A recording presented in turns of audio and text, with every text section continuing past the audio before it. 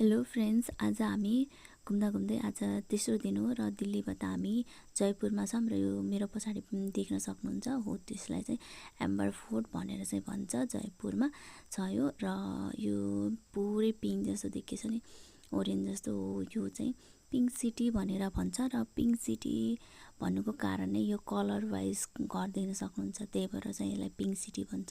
र अहिले यहाँ केही पनि मार्केट छैन, हामी फर्केर आउँदा चाहिँ यहाँ पुरै मार्केट थियो।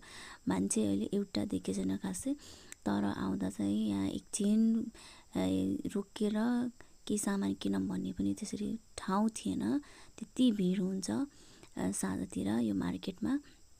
र त्यसपछि हामी चाहिँ यहाँ यो चाहिँ आग्रा फोर्ट भन्ने ठाउँमा पनि गइयो र त्यसै गरी फेरि हामी यो बिरला मन्दिर, यो पनि जयपुरमा छ र यसको बाहिरै चाहिँ चप्पल जुत्ताहरू राखेर जानुपर्ने हुन्छ र आफूलाई जति मन लाग्यो त्यति पैसा दिने भयो नदिने भयो सिस्टम रहेछ। र यो चाहिँ ताजमहल जति साँच्ची जो हेर्दा राम्रो छ त्योभन्दा 10 गुणा 100 गुणा राम्रो छ रियलमा हेर्दा।